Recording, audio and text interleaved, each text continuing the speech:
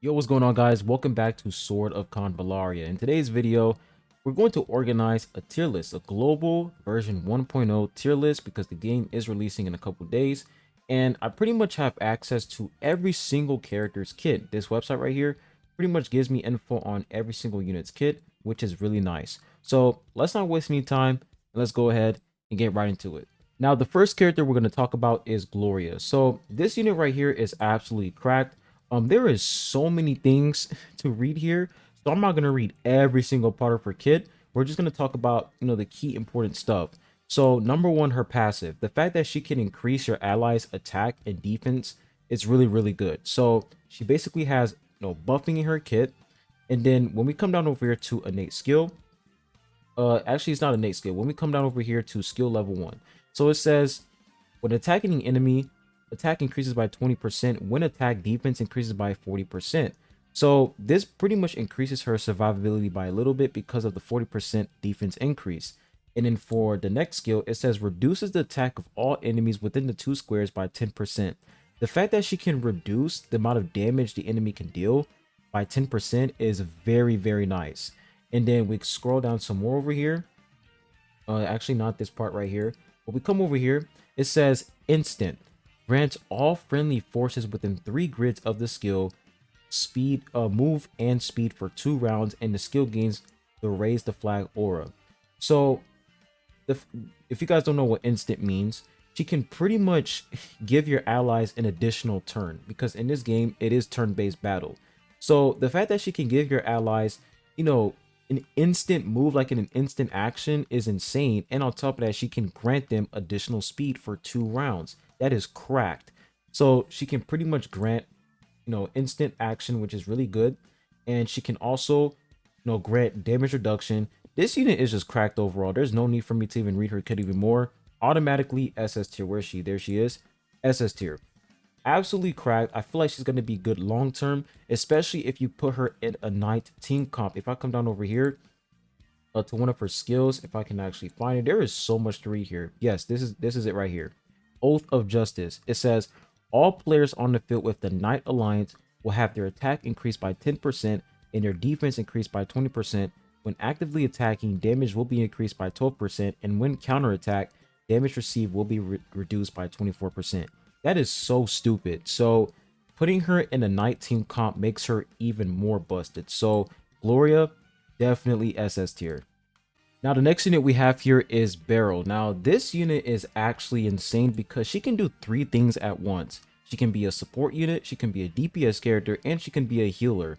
So, when I read her kit, the things that piqued my interest is her passive, her innate skill. When we come over here, we have her skill level 3, Crystal Affinity. We have this right here. This skill right here, it says you cannot move before using the skill. You will attack random enemies within 2 squares of the target range 5 times. Each time you will cause 30% fire attribute area damage to all enemies within 1 square of the target range with a 50% chance of inflicting burn. So she pretty much has, damage over time on the enemy. She can pretty much inflict damage over time on the enemy.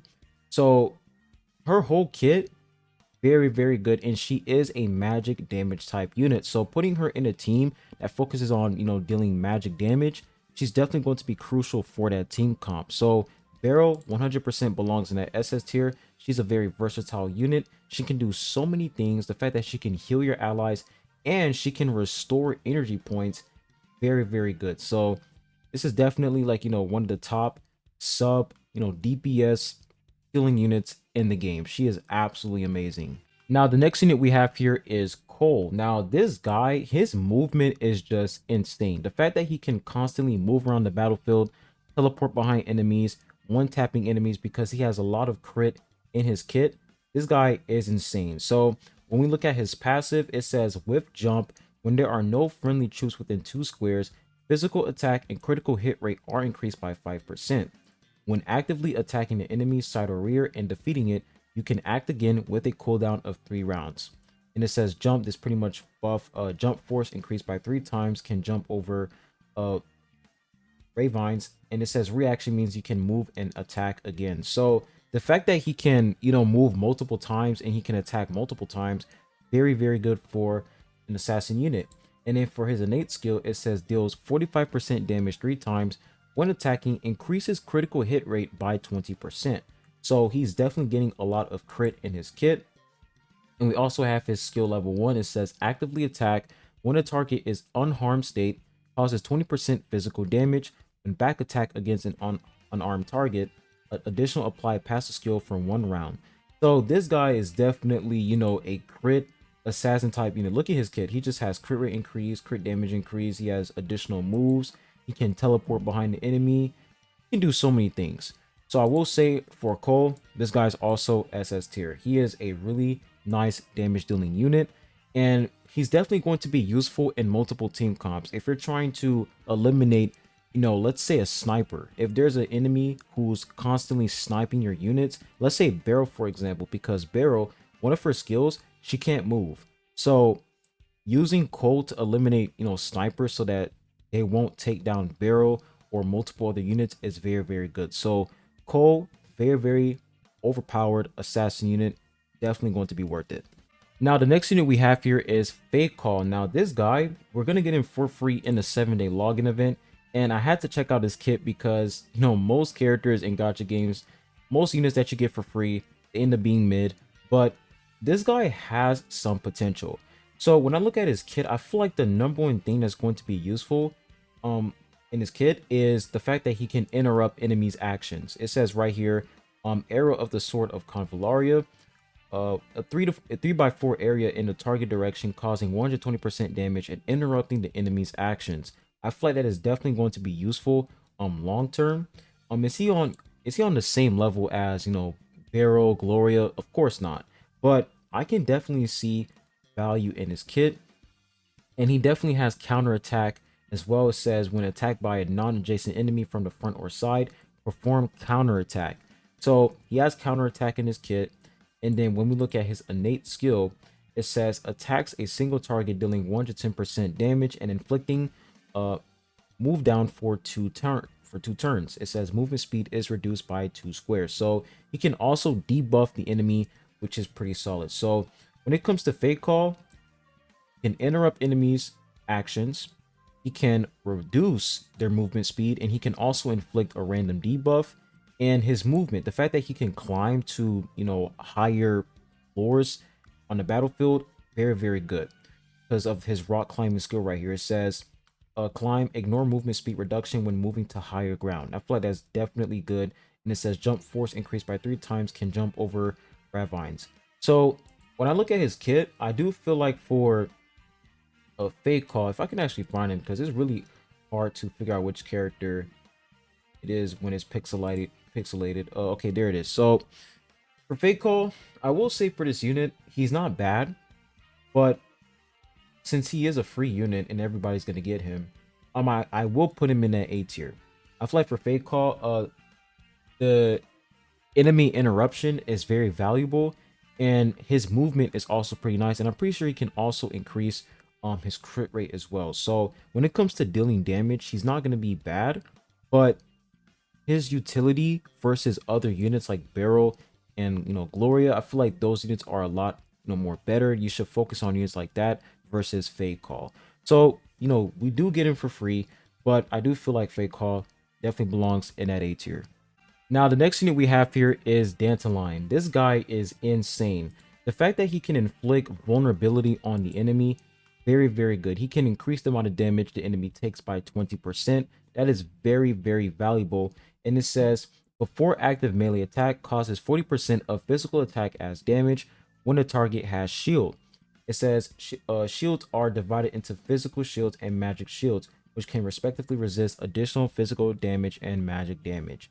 So when we come over here to one of his skills, this is when attacked by a watcher character, damage received is reduced by 25%. And then for his attack level 9 shield breaker, says causes 100% physical damage before attacking, gains shield break. And for shield break, pretty much ignores the target's block and increasing attack power by 50% when attacking an enemy with shield. And then let's look at one more skill. We look at this right here. It says when attacked by melee, damage reduced by 30%. So reading his kit, this guy is definitely going to be a tanky DPS unit. The fact that he can ignore the enemy's you know, he can ignore their block. He can do so many things when it comes to making the enemy vulnerable. I feel that is definitely valuable. So Dantaline definitely belongs in that SS tier. He's going to be very valuable long term because of the vulnerability. And he's also tanky as well. He's a very tanky DPS unit. So definitely belongs in that SS tier. Now, the next unit we have here is Anana. This character is literally cracked. Like, she has to be the most cracked support unit in game. After reading her kit, she's just absolutely insane. When we look at one of her skills right here, skill called Be With You, it says grant assist attack and assisted defense to all allies within 3 squares of the player's range for 3 turns. When the target is the Ira camp, assist attack and assisted defense will add 1 to the calculation of the number of friendly forces. So there's just so many things going on. When we look at assisted attack, it says for every other friendly unit within 2 squares of the player's range, the attack increases by 5% up to a maximum of 15%. So not only is she increasing your allies' damage, she is also healing them.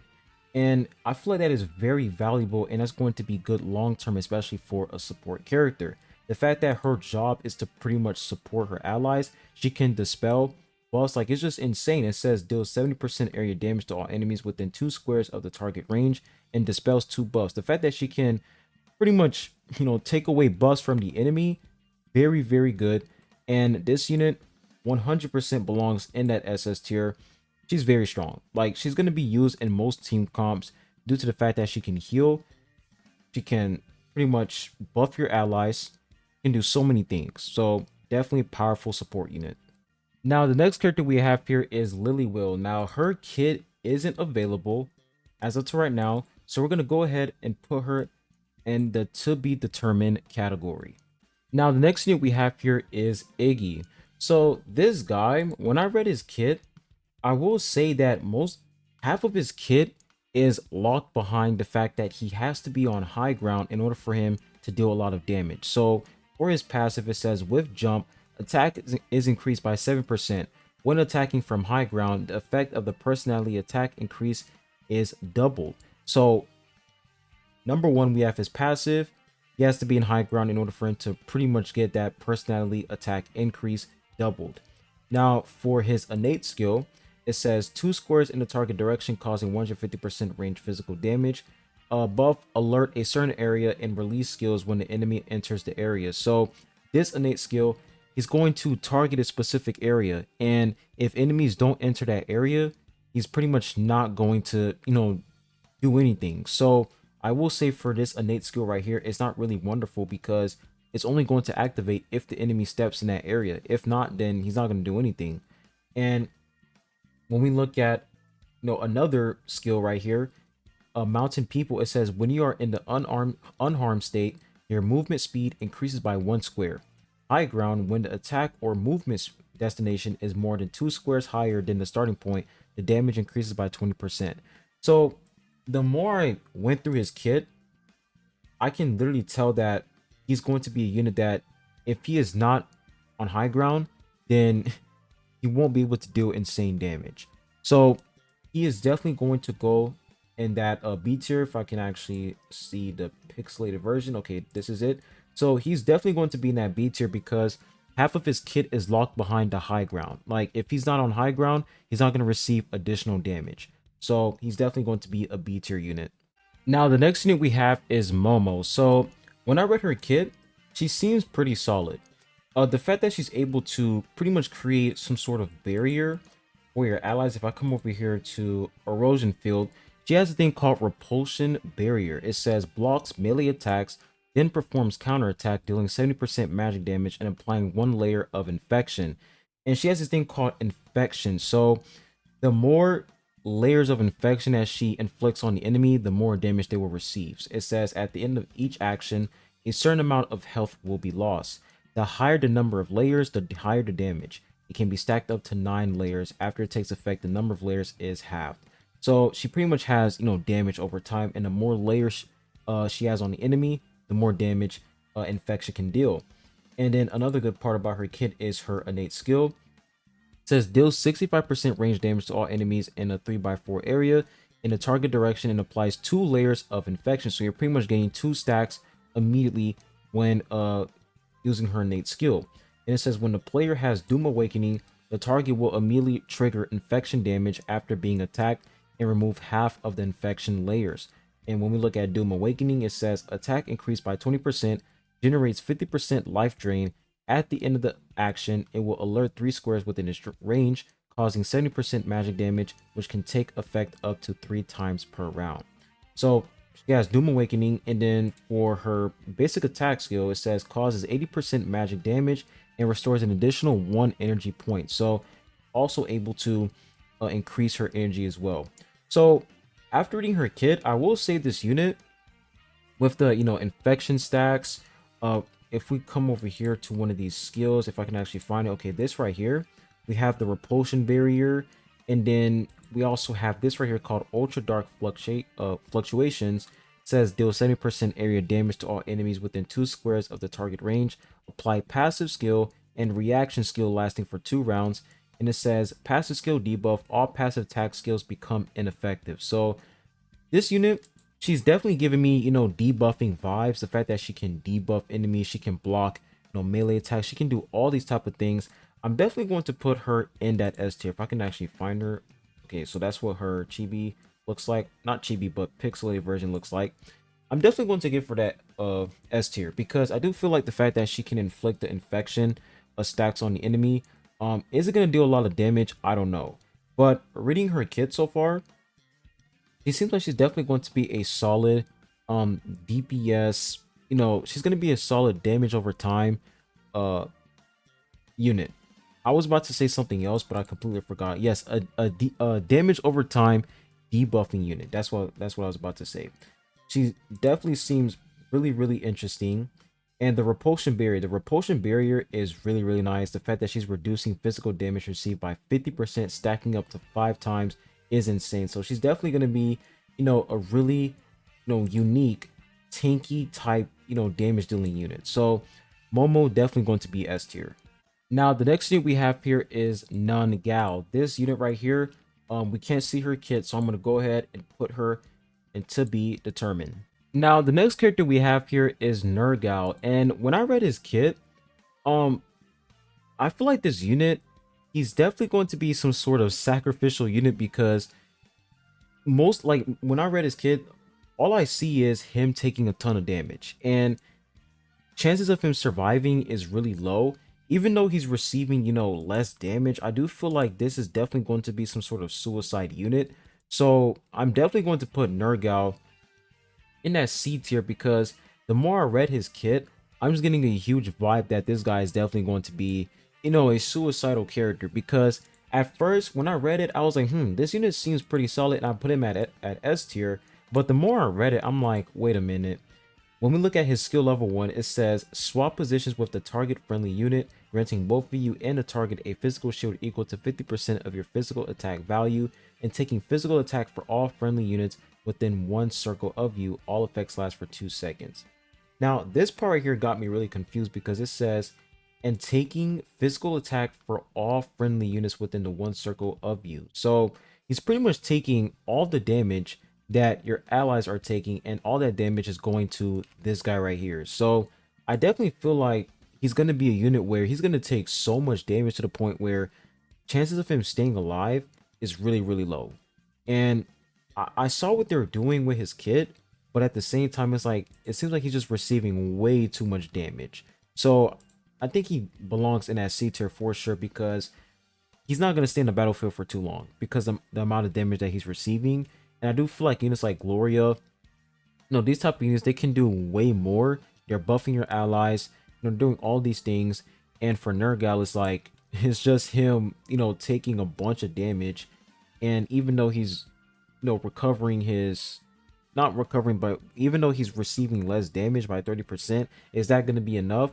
And how's that going to help your teammates? So definitely belongs in that C tier because he doesn't really provide a lot of value to the team. I will say, this right here, his skill level 7, the fact that you put him in sharp as the win team, it says their attack increases by 10%, 20% defense increase, and crit rate increased by 50%. That's pretty solid. but I do feel like this unit is going to take a ton of damage and he's just going to die way too fast. Now, the next character we have is T-Don. Now, this guy is pretty much a tank unit. Like, that's literally his whole purpose, him being a tank. But when I read his kit, most of his kit, it involves him dealing damage, and I'm like, well, he's a tank character. His job is to pretty much survive, so making him deal damage is not a really, it's not a good thing. So I will say what's very valuable in his kit is the fact that for his skill level 11 unbreakable shield, it says gain a physical shield of 150% of your physical defense value. Grant all friendly forces within 3 grids of yourself a physical shield of 100% of the physical defense value of the skill holder. All shields cannot be dispelled and all effects last for 2 rounds. During this period, the personality effect cannot be interrupted.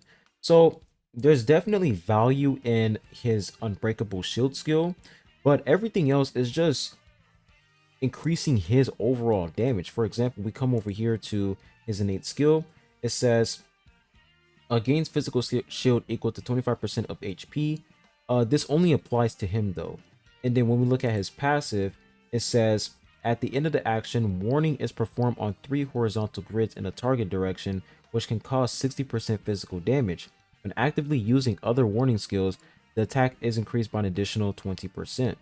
So most of his kit is him focusing on dealing damage, and I feel like for a tank unit, you mostly want him to give your team shield, increasing the team survivability.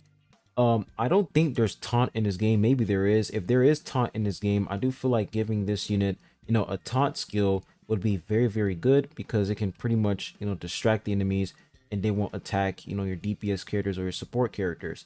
So I feel like for T-Don, as a tank unit, his job is to pretty much survive and take a lot of damage, but there's not a lot of that in his kit. So I am going to put T-Don in that C tier due to the fact that most of his kit is just him dealing damage, and the only part where he's pretty much benefiting the team is his skill 11. And we come over here to Eye for an Eye. It says at the start of combat, gain 35% of your health as physical shield. While you have physical shield, your block chance increased to 100%. So I feel like skills that focus on increasing his survivability and increasing the team survivability is way more valuable than skills where, he's dealing damage. It's just not really worth it. So definitely belongs in that C tier for sure. Now, the next unit we have here is Leo 9. So after I took a look at his kit, this character definitely gives me healing support tank vibes because his whole kit focuses on, healing allies because he has single target healing. And for this part right here, he can also buff allies. It says all allies on the field with the forest formation camp have their attack increased by 10% and their defense increased by 20%. For skills with a cooldown of 4 turns or more, the cooldown is reduced by 1 turn. This is actually pretty good. So if you're putting him in a forest formation, a team, then he can pretty much reduce, the team's cooldown, which is really solid. So I do feel like for this unit, if we can actually find it, okay, there he is. I do feel like for this unit, the fact that he can, heal allies, he can, buff them, he can reduce their cooldown. I do think that's kind of valuable overall. So I am going to put him in that B tier for sure. His kit is, a little bit complicated. There is a lot of things going on, but he is definitely, a support, tanky type unit. So he definitely has value for sure. So putting him in that B tier, I feel like that's pretty fair. Now, the next unit we have is Garcia. Now, for Garcia, I kind of like her kit. She is definitely giving me, assassin vibes, really similar to Cole. But what's very unique about her is the fact that she has this thing called spin speed. Like, she has a thing called spin speed. And it says, at the start of the action, gain 1 layer of spin speed, which can be stacked up to 6 layers. When you have 3 layers, your critical strike rate increases by 15%. So in order for her to get the 50% crit rate increase, she has to have 3 layers and above. If she doesn't, she's not going to get the crit rate increase. So that's her passive. But what I really like about her is her skill 3, Hook Lock. So it says select one enemy within the cross range and pull it to your side. So she can pretty much take an enemy and pull them to her location. I think this is pretty valuable because interrupting the team's formation and bringing them closer to your team can pretty much increase the chances of you attacking that ally and defeating them. But the thing is, this is also a double-edged sword, because even though she pulls that enemy towards her, if she pulls the enemy to her specific location, and if there's allies there, if your allies are there, that enemy might end up killing your allies. So I will say her active skill Hook Lock, there's definitely, an advantage and a disadvantage. And another thing about this unit is, in order for her to get, additional buffs, she has to eliminate the enemy. If she doesn't eliminate the enemy, she's not gonna be able to, receive additional damage. If I come over here to one of her skills, if I can actually find it, there's like a specific skill here where when she targets an enemy, she has to defeat them. So we have one right here called Deadly Harvest. It says, for all enemies within the 3 squares of the cross range, if they are near death after being attacked by friendly forces, support attack is performed. And it says piercing damage of 50% of the target's lost health is caused, which can be effective up to 1 time per round. And it says near death, the state when the health value is less than 30%, the damage is reduced by 30%, and damage received is increased by 30%. So she is definitely a unit where she's going to focus on keeping enemies in solitude. She's going to focus on executing enemies, and when she executes them, she pretty much gets a buff when she eliminates them. Right here it says gains 1 layer of spin speed when defeating an enemy. When he has 6 layers of spin speed before attacking, damage increases by 45%. So she has to eliminate her enemies. If she doesn't eliminate them, she's not going to get this major buff. So I feel like for Garcia, this unit, she is really, really interesting. So I am going to put her in that A tier. I feel like for Garcia, she's definitely going to be useful long term, because she can pretty much interrupt the enemy team's formation. And after she defeats an enemy, she pretty much gains a huge damage boost. So that's kind of a double-edged sword. So we're just gonna have to wait and see, when we progress, in the end game, how good she is. But reading her kit on paper, I will say she is a very unique, interesting character. Now, the next character we have here is Guzman. This guy looks badass, but unfortunately, we have no information on his kit, so we're going to put him in to be determined category. Now, the next character we have here is Samantha. Now, this unit, she is the first unit I've seen so far that can pretty much revive herself. If we come over here to one of her skills, it says, when you have 3 energy, gain Unyielding. When Unyielding is triggered, consume 3 energy and recover 70% of your health. And it says Unyielding, once this unit's been defeated, you can return to the battle and recover 1 health point. This effect can be applied once. So far, she's the only unit that can pretty much revive herself.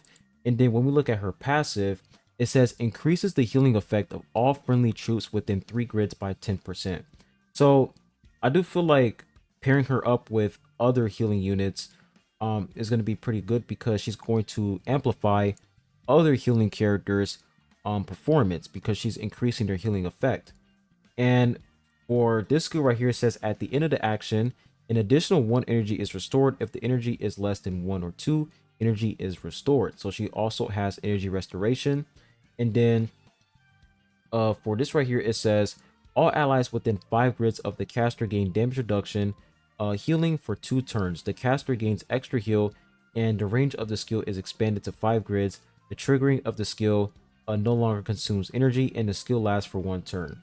So overall, she is literally a support unit, support healing unit. And I do feel like if we were to compare it to Anana is just 10 times better.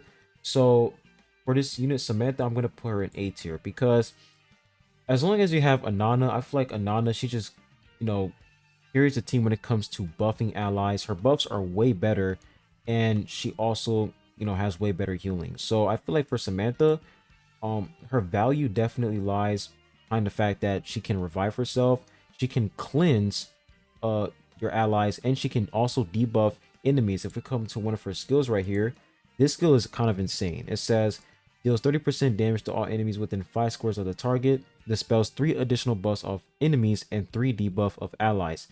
That's really, really good. So I will say for Samantha, she definitely has value, but if we were to compare her to Anana is just a way better option. Now, next character is Magnus. Now, this guy is pretty much a tank support unit. He's actually pretty good, because he's literally benefiting the team. And when we look at his passive right here, it says all enemies within 3 squares of the player's range have their attack and defense attributes reduced by 8%. When attacking, 20% of the physical defense value is added to the physical attack value. So that is very beneficial for the team. And then for his innate skill, it says single target attack dealing 150% damage before attacking. If the target is injured, isolate the target. Upon defeating the target, restore 2 energy points. So he also has energy restoration. And then this right here is really nice. It says when an enemy within 2 squares of the self is defeated, apply attack to all enemies within 5 squares of the self, causing friendly forces to gain additional damage. Lasts for 2 rounds. Before using Mountain Collapse, the effect is triggered immediately and can only take effect once per round. So increasing your allies' damage by 20% and reducing the enemy's overall damage by 20% is very good. And then another good part of his kit is Will of Iron and Blood. It says for all teams on the field that are in the mobility camp, their attack is increased by 10%, their defense is increased by 20%, and when in the healthy state, the damage they receive is reduced by 10% and they are not negatively affected by the injured state. So this guy looks really good overall. He literally has a life drain in his kit. When we come over here to this right here, it says when attacking actively, damage increases by 10%. When counterattacking, damage increases by 30%. So you have some additional damage in his kit. Overall, this seems like a very wonderful tank unit. He's benefiting the team. He's debuffing the enemies. He is buffing up your allies. I'm definitely going to put this guy in that S tier. I do feel like as a tank unit, he's doing his job, making sure that your team, they're pretty much surviving. He is surviving himself, and I'm pretty sure he also has a revive. If I come over here to his skill called Unyielding, it says when defeated, immediately recover 5% of your health. This effect can be activated once per battle. So he also has revive. So this guy definitely belongs in that S tier because not only is he buffing up your allies, debuffing enemies, and staying alive, he is also reviving himself whenever he takes fatal damage. So this guy definitely belongs in S tier. Really nice tank unit. Now, the next character we have here is Raw. I'm just going to call her Raw because her name is completely complicated. Is it Rawia? I'm just going to say Rawia. You can go ahead and flame me in the comment section down below if you want to. But when we look at this character, for her passive, it says damage increased by 8%. When starting an action or counter-attacking, there is a 50% chance to recover 30% of lost health and gain Tipsy, which can take effect once per round at most. And Tipsy pretty much means critical hit rate increased by 30%, damage received reduced by 10%, stackable. So that is a lot of crit rate right there. A lot of crit rate, and she's also receiving less damage, which is really nice. And then for her innate skill, it says physical damage instant, select one enemy within the cross range, charge to it and deal 30% damage. Then the skill changes to Gale Heavy Slash. The skill is retained for 2 rounds.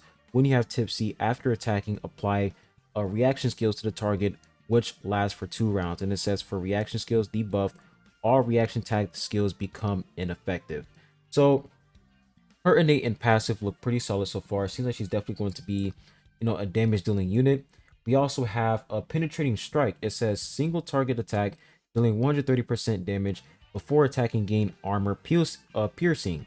It says when attacking, ignore 40% of the target's defense. Physical defense increases by 20%.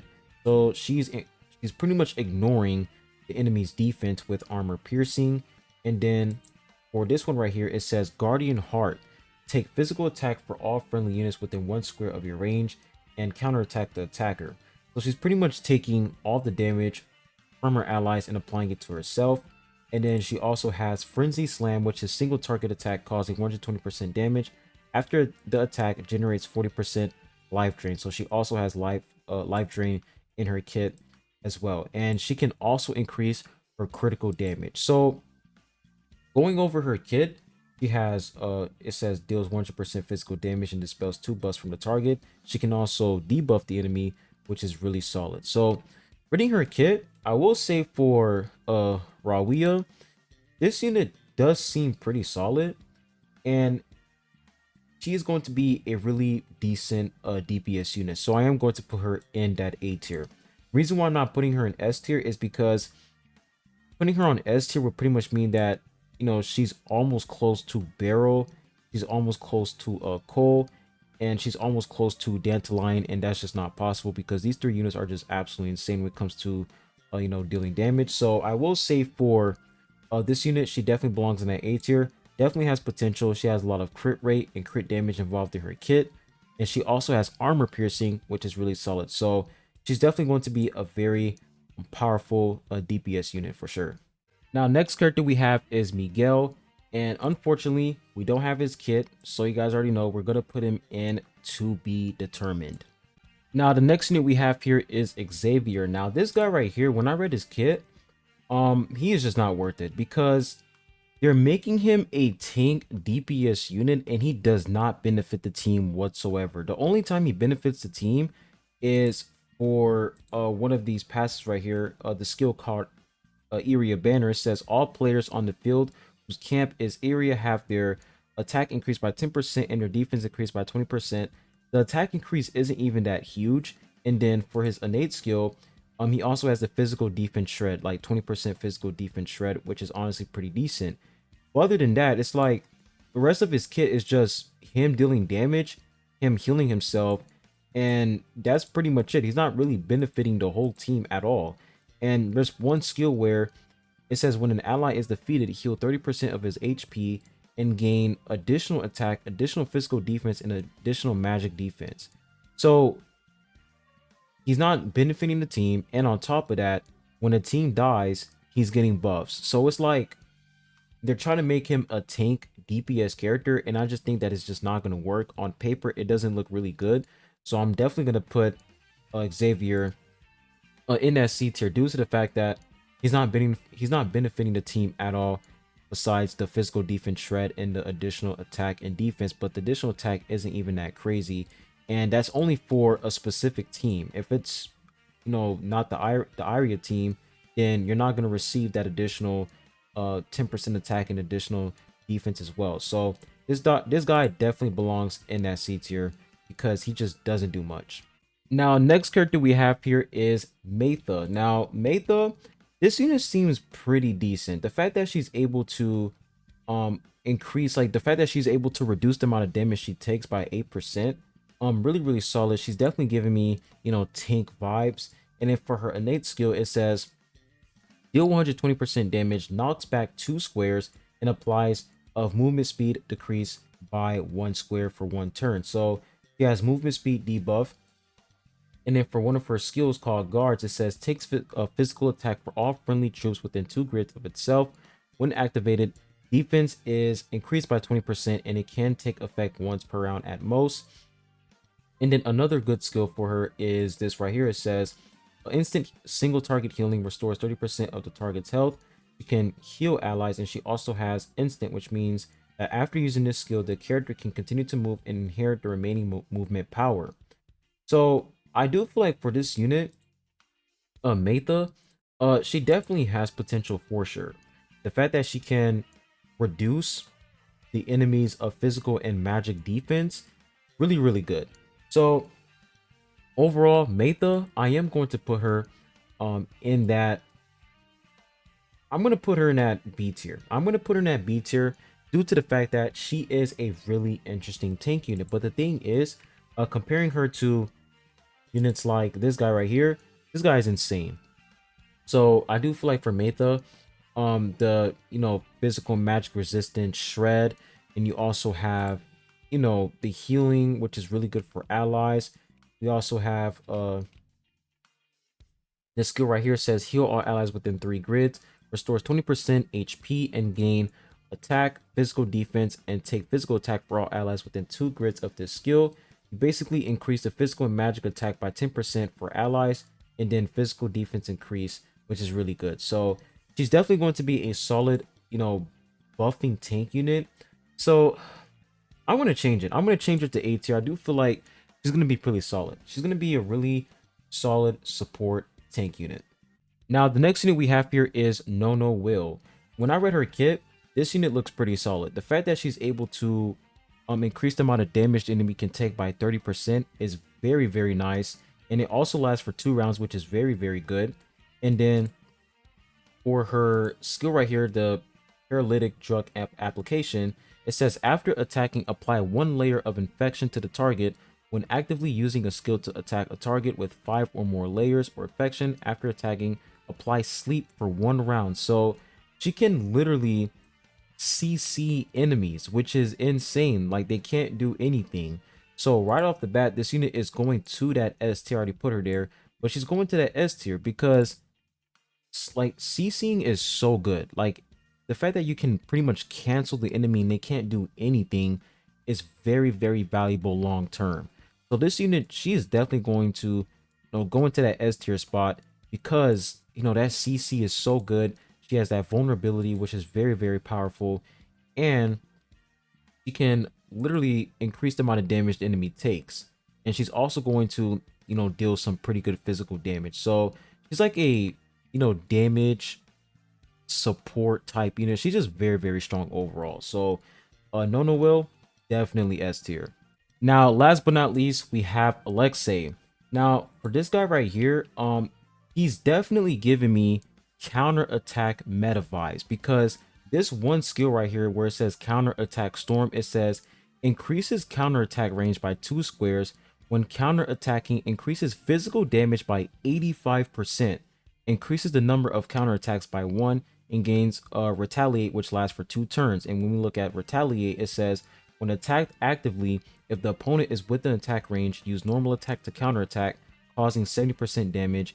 Takes effect once per round. So he is definitely going to be, a very powerful counter attack unit because of that physical damage increase. And then we also have Bloodthirsty Battle Axe. It says above damage increased by 30%, generates 30% life drain. So he's definitely, a DPS unit. He has vulnerability in his kit, which is really, really good, which pretty much allows him to do a lot more damage overall. So this guy right here, Alexei, definitely going in that S tier because that one ability where he's going to receive, a ton of physical damage is really, really good. And he also has that counter attack, which pretty much lasts for 2 turns. And that's really, really solid. So Alexei is going to be in that S tier. So that was pretty much the tier list. I know it was a lot, but hopefully this was able to help you guys out. And of course, I'm not going to sit here and say that this tier list is 100% correct. Maybe I'm wrong, maybe I'm right, who knows?